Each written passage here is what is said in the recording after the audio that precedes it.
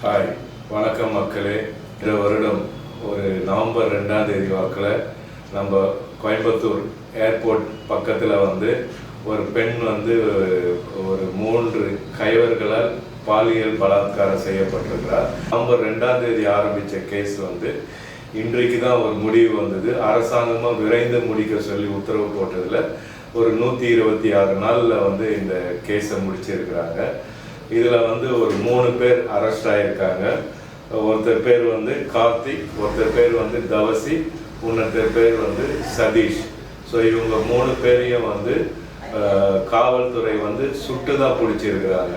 அவங்க தாக்க முற்பட்டிருக்கிறாங்க, சுட்டு பிடிச்சிருக்கிறாங்க.